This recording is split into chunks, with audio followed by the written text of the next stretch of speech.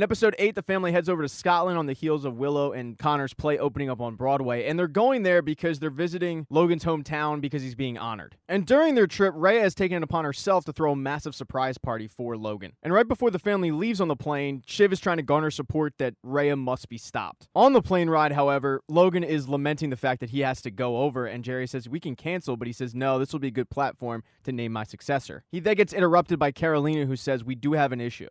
There's a former accountant in Cruises who's about to blow the lid off of a scandal. He knows about the shadow logs, he knows where the bodies are buried, he knows it all, and he's gotten spooked because of a lawsuit. Logan gets pissed off thinking that this situation was already handled and instructs them to have Sam give him the talk that his life will be destroyed and just to pay him off and make it go away. He then asks if Rhea knows and she doesn't. He says, good, I want to keep it that way. The group arrives in Scotland and it becomes apparent that Logan doesn't really feel comfortable there. He hasn't been back there in years and doesn't really want to go on this trip. And when they arrive at the hotel, he's pretty cantankerous. Now, when they do arrive at the hotel, this is the first time that Shiv is able to talk to Rhea since she backstabbed her. And she says, are you one of those people that can't look someone in the eye after you fuck them? And Rhea continues to tell her that she acted in good faith and she had no idea that her dad would respond that way. Shiv then confronts her about putting names together for the CEO position and says, are you going to be on that list? And since it is a small pool to select from, she will be. And Shiv says, I wonder which way you're leaning. Me, who wants to kill you, or you, who's looking for a second chance at a multi-billion-dollar corporation. Yeah, let me know about that. Now, Shiv isn't the only one who's concerned about Rhea, because Roman asked Jerry if she's heard anything, and Jerry does say that Frank is concerned that this one seems different from all the past women.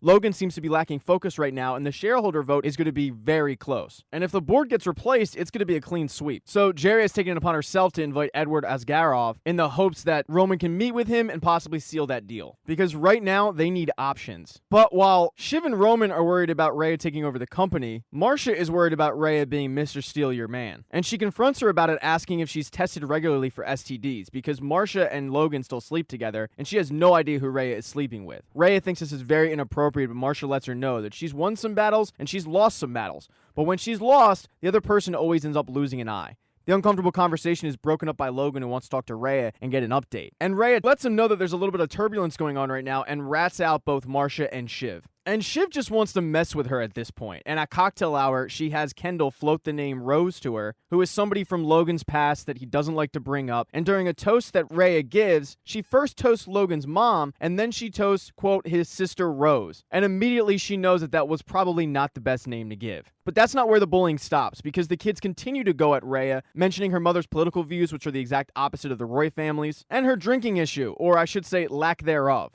All the while trying to paint the picture that she isn't what she seems in front of Logan. Later that day, they're supposed to do a press tour where Logan shows up at his childhood home, and as they're waiting for Logan to show up, Jerry goes over to Shiv and lets her know that they have an issue with the accountant. He's not taking their money, so she's going to double the offer, but she doesn't want to go to Logan about this and worry him. So she's come to Shiv to get the okay, and Shiv agrees. Logan does eventually show up, but instead of getting out and taking pictures in the house, he just looks at it and says, okay, I saw it, and drives off. They then head over to a school where they're naming the journalism wing after Logan Roy. And at the dedication, his brother, who is Greg's grandfather, shows up, and the two have a civil conversation at first, but once Logan is called away, that's when his brother starts going in on him to Greg. And he tells Greg that if you don't stop working for Logan, I'm going to cut you out of my will. And if Greg is cut out of the will, he's going to lose $250 million. So it puts Greg in a tough situation. Now, one person who wasn't at the school dedication was Roman, who has met up with Edward at a local bar. And Edward is watching soccer because it's one of his favorite sports, although Roman couldn't care less about it. Roman is trying to discuss business with him, but he does notice the two teams playing and says that the one team, the Hearts,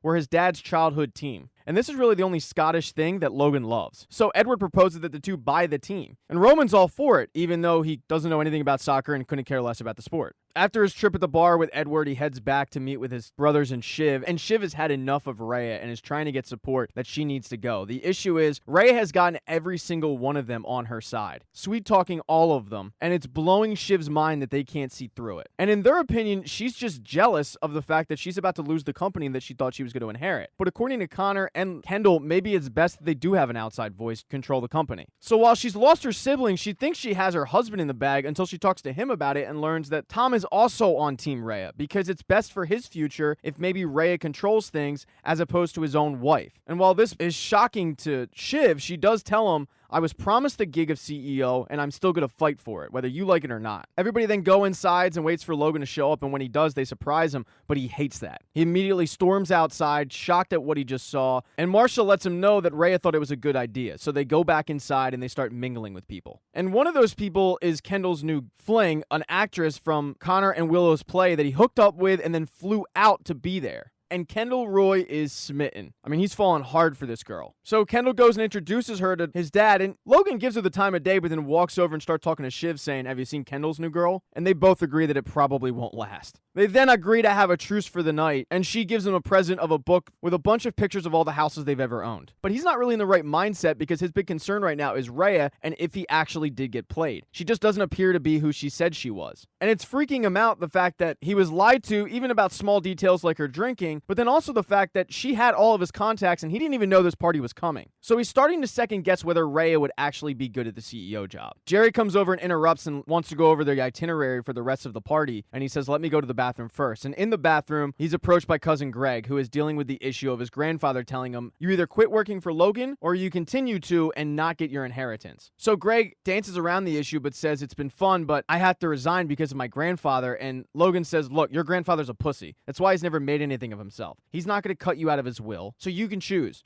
whether you want to be with the fun uncle or you want to be with Grandpa Grumps. And then he walks out. Now, while he was in the bathroom, Jerry has congregated with Hugo, Sid, Shiv, Frank, and Carolina to give the latest about the accountant gone rogue. And the accountant isn't taking any of their offers, to the point where they actually said, give us a number, and he wasn't taking one. And it's become apparent that somebody's got to be backing him on this. And it's probably Sandy, but it could be any one of the number of people who wants to take Waystar down, and that list is very, very long. And the issue they have is, when do we tell Logan about this? Because it's all likely to come out. The shadow logs, the NDA. I mean, he's even talking about going on national television and blowing the lid off this thing. And this is going to cause a disaster for whoever Logan names as CEO, and that's when Shiv realizes she has an opportunity. So she tells the group, don't tell my dad tonight, let him enjoy it, we'll tell him tomorrow. The group then disperses because they have a couple of tributes they want to do for Logan, one of which, by the way, and it has nothing to do with the plot, but it can't be understated, is a rap from Kendall, which was cringeworthy because of the fact that he was born with a silver spoon in his mouth. So after the notorious KEN drops some bars, they then have a video tribute from all of the kids. And that's when Roman comes over with Edward and says, we got you a gift, Dad. We bought you your favorite team, Hearts. And Logan tells him, I don't like Hearts. He liked a team called Hibs. And Roman has the audacity to say, I'm pretty sure it's Hearts. But Logan says, no, yeah, you're probably right. I mean, how would I possibly know what team I've rooted for my entire life? So after Roman makes an ass out of himself, Shiv walks over and Logan voices his concern over Rhea, and Shiv talks him back into Rhea, saying that maybe it is time they go outside and just to follow your gut. So that's what Logan does. He gets up there on the podium and announces that Rhea will be the next CEO of Waystar. And of course, unbeknownst to her, she has a tidal wave that's about to hit her. But a few people had no idea about this, including Kendall, who is so thrown off by that he has security put that actress on the next flight home. And then there's Marcia, who also had no idea that he was going to make this announcement. And Marcia is pissed. She tells Logan that she's bored of him and leaves before the unveiling of the plaque, which she calls his tiny tombstone. And after Marcia leaves, his brother comes over and starts going in on him, saying it's hard to figure out what's more toxic, your newspapers or your cruise lines. I mean, all of those years blaming yourself for Rose, and that wasn't even your fault. But this is your fault. This empire of shit that you've created. And you know what? It's time to pay up. And then he just walks off. Logan then gets on stage and unveils the plaque. Thank you for watching this recap. If you do not see the next one up in the corner right there on the end screen, don't worry, it'll be up shortly. Please consider following the channel. That'd be cool. If you liked the video, give it a thumbs up. And if you don't, there's a thumbs down button for a reason.